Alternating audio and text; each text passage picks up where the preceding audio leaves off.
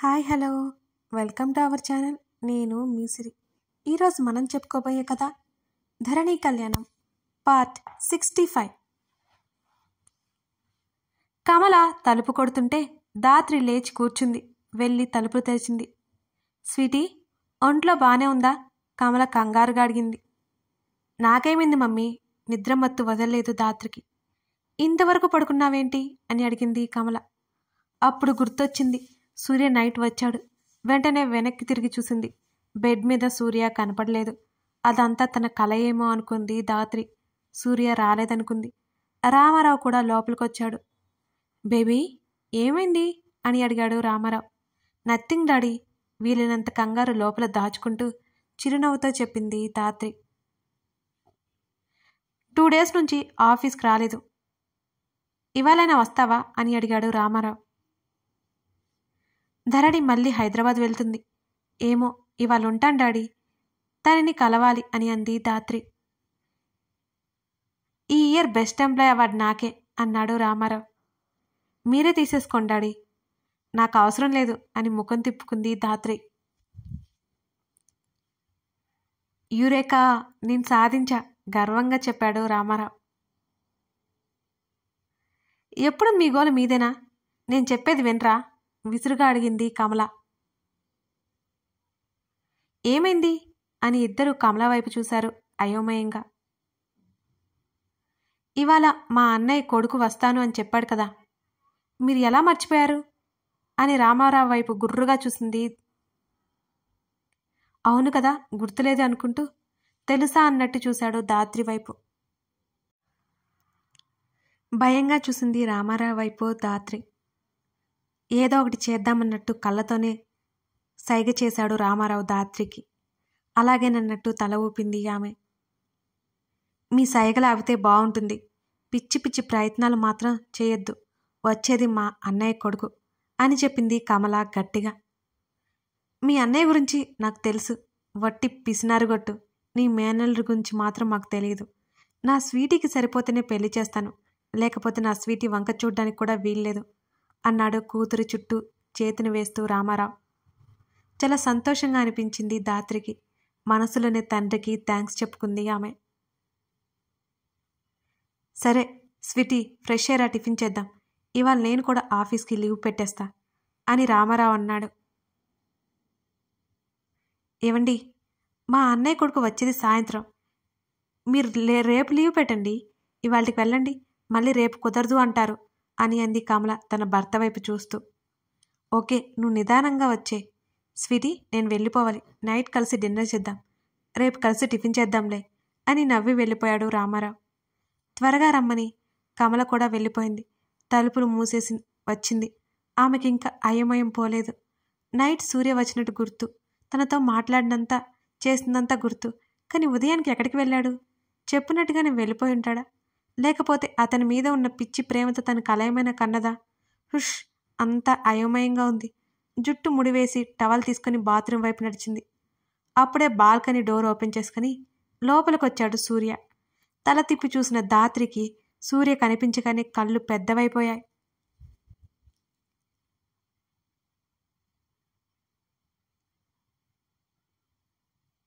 కొంత సమయం తర్వాత, అనగా 1 గంట తర్వాత, తెల్లవారడం ఆలస్యం.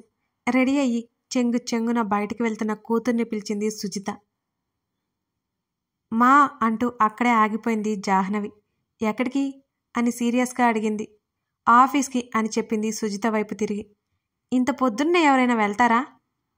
సుజిత సూటిగా ఆమెనే చూస్తూ అడగగానే, అది సుజీ, దేవ్ దేవ్ అని తల్లిని చూసింది. దేవ్ దగ్గరకా అని అడిగింది సుజిత. అవును అన్నట్టు నిలువుగా తల ఊపింది. జాను, ఇలారా అని కూతుర్ని దగ్గరికి పిలిచింది సుజిత.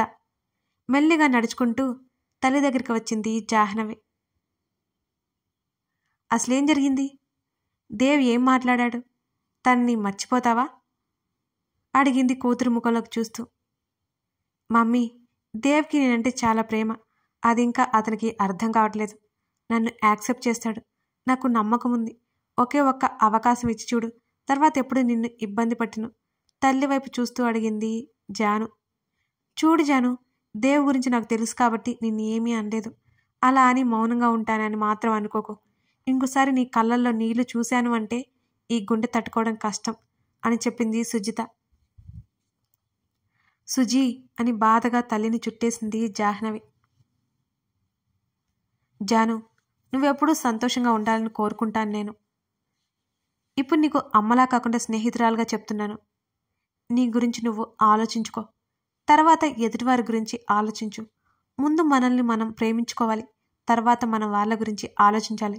ఈ విషయం గుర్తుపెట్టుకో అని ఖచ్చితంగా చెప్పేసింది సుజిత. తల్లి చెప్పే మాటల్ని మౌనంగా వింటోంది జాహ్నవి. ఇంకొక విషయం, మనం అంటే ఇష్టం లేని చోట, మనం అంటే అభిమానం లేని చోట ఒక్క క్షణం కూడా నిలబడకూడదు. అక్కడ మనకి ఏమి కొత్త ప్రేమలు, ఆప్యాయతలు లభించవు. అంతకుమించి అవమానాలు తప్ప ఇంకేమీ ఉండదు. మరీ గుర్తుపెట్టుకో అని సుజిత చెప్తుంటే తల ఊపింది జాను. సరే వెళ్ళు, ఏం చేసినా ఆలోచించే. ఇదే నీకు చివరి అవకాశం అనగానే తల ఊపి పైకి లేచింది జాహ్నవి. టిఫిన్ వెళ్తున్న కూతురు వైపు చూసింది ఆమె. దేవ్తో పాటు తింటాను అని చెప్పి అక్కడి నుంచి మెల్లిగా జారుకుంది జాను.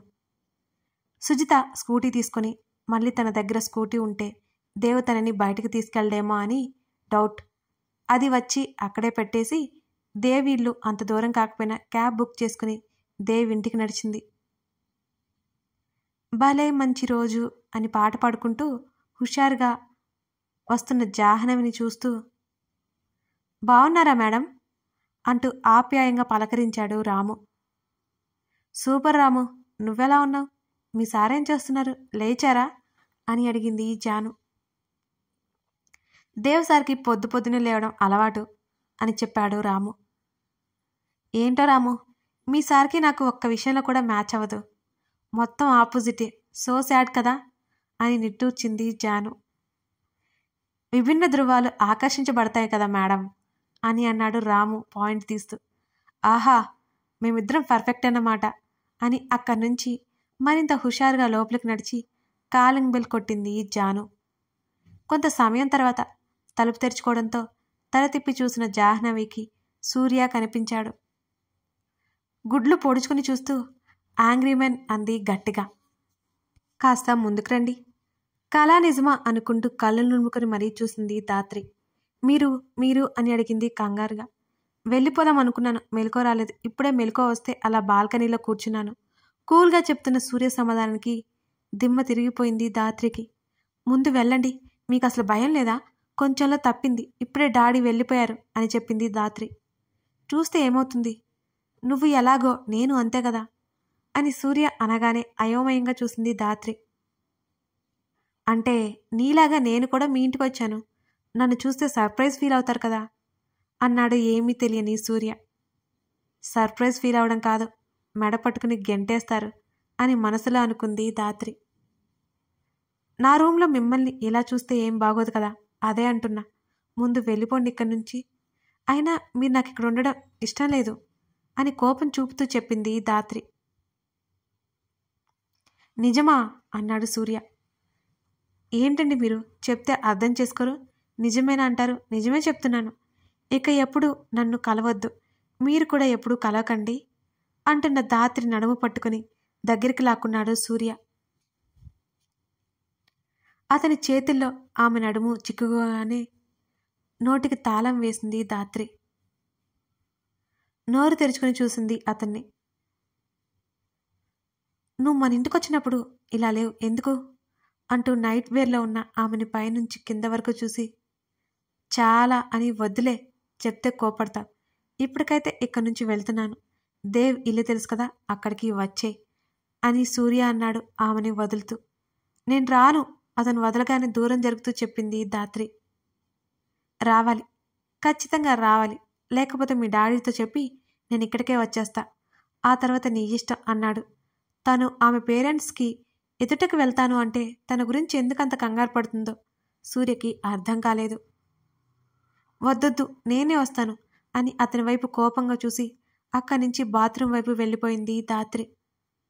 ఎవరూ చూడకుండా బాల్కనీ నుంచి కిందకి దిగి ఇంటి బయటకు వచ్చాడు సూర్య. అప్పుడే రామారావు బయటికి రావడం జరిగింది. ఆలోపే కారులో కూర్చున్నాడు సూర్య. తన ఇంటి ముందు ఉన్న కారు ఎవరిదో అర్థం కాలేదు రామారావుకి. ఎదురింటి వాళ్ళదేమో అనుకుని బైక్ తీసుకుని ఆఫీస్కి వెళ్ళిపోయాడు రామారావు. రామారావుని ఏమాత్రం చూడని సూర్య కార్ని ముందు కురికించాడు. సూర్య తన వెనక రామారావుని మాత్రం చూస్తే కథ ఇంకోలా ఉండేది. విభిన్న ధృవాలు ఆకర్షించబడతాయి కదా మేడం అని అన్నాడు రాము. కదా, మేమిద్దరం పర్ఫెక్ట్ అని అక్కడి నుంచి మరింత హుషారుగా లోపలికి నడిచింది. కాలింగ్ బెల్ కొట్టింది జాహ్నవి. కొంత సమయం తర్వాత తలుపు తెరుచుకోవడంతో తల తిప్పి చూసిన జాహ్నవికి ఎదురుగా సూర్య కనిపించాడు. గుడ్లు పొడుచుకుని చూస్తూ యాంగ్రీ మెన్ అంది గట్టిగా. అప్పుడు ఇంట్లోకి ఎంట్రీ ఇచ్చిన సూర్యకి కాలింగ్ బెల్ మోగుతుంటే విసుగొచ్చింది. తలుపు తీసి అతనికి ఎదురుగా జాహ్నవి కనిపిస్తుంటే ఎక్కడో చూసినట్టుగా అనిపించింది. జాహ్నవి మాటలకి ఆమె వైపు కోపంగా చూశాడు సూర్య. దేవ్ ఫ్రెండ్ అని సూర్యకి గుర్తొచ్చింది. ఓయ్, ఏం మాట్లాడుతున్నావు అన్నాడు కోపంగా సూర్య. చాలా రోజులకు కనిపించారు, ఎలా ఉన్నారు అంటూ అతన్ని తప్పించుకొని దాటేసి లోపలికొచ్చేసింది జాహ్నవి. గుడ్ అన్నాడు సూర్య అదే సీరియస్నెస్. సోఫాలో కూర్చున్నాడు సూర్య. ఎదురుగా జాను కూర్చుంది. మీ వస్తువేదో లాక్కున్నట్టు ముఖాన్ని అలా పెట్టారు, కాస్త నవ్వొచ్చు కదా అంది జాను సూర్యనే చూస్తూ. నీకెందుకు అని కోపంగా అన్నాడు సూర్య. మా దేవ్కి ఫ్రెండ్ అంటే నమ్మడం కష్టం తెలుసా? దేవి ఏమో మంచుకొండ, మీరేమో అగ్నిపర్వతం అని అంది జాను. నీకు నోరు అస్సలు ఊరుకోదుగా అన్నాడు సూర్య. అదంతేలే, ఇంతకీ మీ పేరేంటి మర్చిపోయాను అని అడిగింది జాను. నీకెందుకు సూర్య అన్నాడు. ఊరికే అనలేదు యాంగ్రీ మెన్ అని, పేరు చెప్తే మీ సొమ్మేం పోతుంది అని ముఖం చిరాగ్గా పెట్టుకుంది జాను. సూర్య అన్నాడు. అప్పటికే ఆమె మాటలకి సూర్యకి నవ్వొచ్చేసింది. మరి పేరుకు తగ్గట్టే ఉన్నారన్నమాట. సరే, మీతో తర్వాత మాట్లాడతాను, మా బుజ్జి ఎక్కడా అని అడిగింది. చుట్టూ అయోమయంగా చూశాడు సూర్య. అదేనయ్యా, మా దేవి ఎక్కడా అని అడిగింది. మీదేవా అని అడిగాడు సూర్య. మాదేవ్ కాక మీదేవా అని సూర్య వైపు తల తిప్పి చూసింది. మీ దేవ్ ఎలా అయ్యాడో కాస్త చెప్తారా మేడం అని వెటకారంగా అడిగాడు సూర్య. అని నిట్టూర్చి, ఊరికే ఏమీ అవ్వలేదు, నన్ను ముప్పు తిప్పలు పెట్టించి మరీ అయ్యాడు అని పళ్ళు నూరుకుంది జాను. అదేంటి ఇంట్రెస్టింగ్గా అనిపించింది సూర్యకి జాను మాటలు వింటుంటే. కిచెన్లోకి వెళ్తున్న రాముకి వీరిద్దరి సంభాషణ వింటుంటే ఆశ్చర్యం వేసింది. సూర్య సార్ ఎవరితో అంతగా మాట్లాడ్డు, జాను మేడంతో ఇంత బాగా మాట్లాడుతున్నారేంటి అనుకోకుండా ఉండలేకపోయాడు రాము. అక్కడి నుంచి అతను వెళ్ళిపోయాడు. చెప్తే మీ ఫ్రెండ్ ఇంట్లో నుంచి బయటకు గెంటేస్తాడేమో తన అనుమానం వెళ్ళవచ్చింది జాను. ఎందుకు గెంటేస్తాడు అని అడిగాడు సూర్య. చాలా స్టోరీ ఉంది, ఇప్పుడు కూడా ఆ ప్రాసెస్లోనే ఉన్నాను అని చెప్పింది జాను. ఏది తిన్నగా చెప్పవా, ఒక్క ముక్క కూడా అర్థం కాలేదు అని సూర్య విసుక్కున్నాడు జానుని. ఇంతకీ మీరు ఎవరినైనా ప్రేమించారా అని అడిగింది జాను. నీకెందుకు అని మళ్ళీ ప్రశ్నించాడు సూర్య. ఎందుకో అందుకులే చెప్పండి, మీరు మౌనంగా ఉన్నారంటే ఎవరిని ప్రేమించలేదన్నమాట. ప్రేమిస్తే తెలుస్తుంది నా కష్టాలు. మీ ఫ్రెండ్ ఉన్నాడు కదా, రిజెక్ట్ చేశాను నన్ను అని ఏడుపు మొహం పెట్టుకుంది జాను.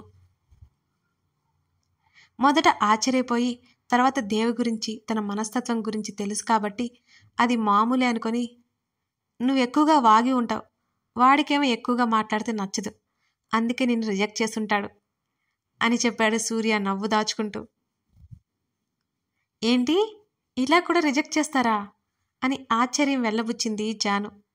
చెయ్యొచ్చు, ఇలా చేయకూడదని ఎందుకు అనుకోకూడదు అని డౌట్ రైజ్ చేసి అక్కడి నుంచి వెళ్ళిపోయాడు సూర్య నెమ్మదిగా. దీర్ఘాలోచనలోకి వెళ్ళిపోయింది జాను. ఎప్పట్లాగే జాగింగ్కి వెళ్ళి వచ్చిన దేవ్కి హాల్లో ఉన్న జాహ్నవి కనబడగానే ఆమె పెట్టిన ముద్దు గుర్తొస్తుంది. వెంటనే తల విదిలించుకున్నాడు. ముఖాన్ని నార్మల్గా పెట్టుకుని ఆమె ముందుకెళ్ళాడు దేవ్. ఇంటికి కాల్ చేసి తను ధరణి ఉన్నట్టు చెప్పాడు గగన్. ఇంకో 2 రోజులుండి వచ్చేస్తామని చెప్పాడు. గగన్ తనతో పాటు ధరణిని కూడా తీసుకువెళ్లారు అనుకున్నారు ఇంట్లో వాళ్ళు. కౌచ్లో కూర్చుని ఉన్న గగన్ని ఒకసారి చూసి వాష్రూంలోకి వెళ్ళి ముఖం మీద నీళ్లు కొట్టుకుని బయటకొచ్చింది ధరణి. టవల్ తీసుకుని తుడుచుకుంటూ అతని దగ్గరకొచ్చింది. ఆమెను ఒకసారి స్కాన్ చేశాడు గగన్. ఎవరు ఫోన్లో? అతను కాస్త ప్రశాంతంగా మాట్లాడుతున్నట్టుగా అనిపిస్తుంటే ధరణి అడిగింది. కమ్ అన్నాడు కళ్ళతోనే పిలుస్తూ. అతని పక్కనొచ్చి కూర్చుంది ధరణి. ఆమెను మీద కూర్చోబెట్టుకున్నాడు. అంతకు ముందులాంటి కంగారు భయం ఆమెలో లేదు. అతనికి కనిపించలేదు కూడా. ఆమె చాలా ఫ్రీగా ఉన్నట్టు అనిపించింది. ఏంటి అన్నట్టు కనుబొమ్మలు పైకి ఎగరేసింది ధరణి. అతని పెదవుల్లో చిన్న నవ్వు మెరిసింది. ఆ క్షణం ఎంతో అద్భుతంగా ఉంది ఆమె ముఖం. ఆమె ముఖంలో చూపెడుతున్న భావాలు అతను అలాగే చూస్తున్నాడు. ఏమైందండి? అప్పటి వరకు సోఫాని పట్టుకున్న ఆమె చెయ్యి అతని మెడ చుట్టూ అల్లుకుంది. ఏంటిది అన్నాడు. ఏంటి? ధరణి అయోమయంగా అడిగింది, నిజంగానే అర్థం కాగా. ఒక్కసారిగా ఆమె నడుముని సవరించాడు. గుటకలు వేసింది ధరణి. అర్జెంటుగా డ్రెస్ మార్చుకో అన్నాడు అతని చేతిని విదిలిస్తూ. మీరు వదిలితేగా అని చిన్నగా అంది. నేను వదిలాక అన్నాడు మరో చేత్తో ఆమెని చుట్టుకుంటూ. ఇల్లనుకుంటున్నావా? అందుకే చీరలు వద్దన్నాను. మెయింటైన్ చేయడం రానప్పుడు మానే అన్నాడు ఆమె భుజం మీద పెదవులు ఆంచుతూ. ఇప్పుడేమైంది అని అడిగింది చాలా చిన్నగా ధరణి. మరోసారి ఆమె నడుముని సవరించాడు గగన్. సరే అంది అతని మాటలలో అర్థమేంటో బోధపడి. పొసెసివ్నెస్ అని గొనుక్కుంది ధరణి. ఆమె అన్నది వినపడి ఆమె చెంప కిందగా చేతిని వేసి ఆమె ముఖాన్ని దగ్గరికి లాక్కుంటూ చిన్నగా ఆమె పెదవులను ముద్దాడాడుతున్న కళ్ళు మూసుకుంది. ఆ కొన్ని క్షణాలంటే కొన్ని క్షణాలు. మమ్మీ డాడీ గ్రాని నీ మీద కోపంగా ఉన్నారు అంటూ ఆమె మెడవంపులో ముద్దాడాడు గగన్. కంగారు మొదలైంది ధరణిలో. ఎందుకు అని అడిగింది భయంగా అతన్నే చూస్తూ. ఆమె కంఠం మీదుగా కిందకి సాగుతున్నాయి అతని పెదవులు. అతనేమీ పట్టించుకోకుండా ఉండడంతో కోపం వచ్చి అతని పెదవులకి చేతిని అడ్డుపెట్టింది ధరణి. అతను ఆమెను చూడగానే, ఇక్కడ టెన్షన్తో చచ్చిపోతుంటే మీ పని మీదేనా అని కోపంగా అడిగింది. ఆమెనొకసారి చూసి ఆమె చేతిని అడ్డు తప్పించి ఆమె హృదయంలో ముఖం దాచుకున్నాడు అతను. ఏడుపు మొహం పెట్టుకుంది ధరణి. కథ కొనసాగుతోంది. అదేంటో ధరణిని ఆడుకోవడం అంటే గగన్కి చాలా ఇష్టం. ఇప్పుడు జాను ఏం చెప్పబోతుంది దేవుతో? దాత్రి సూర్య దగ్గరికి వస్తుంది అంటారా? ఇవన్నీ తెలుసుకోవాలి అంటే తర్వాత భాగం చూడాల్సిందే. ఈ కథ నచ్చితే లైక్ చేయండి. అలాగే కొత్తవారు మన ఛానల్ని ఇప్పుడే చూస్తున్నట్లయితే సబ్స్క్రైబ్ చేసుకొని ఆ పక్కనే ఉన్న బెల్ సింబల్ మీద క్లిక్ చేస్తే వీడియో పెట్టిన వెంటనే నోటిఫికేషన్ వస్తుంది. Thank you for watching this.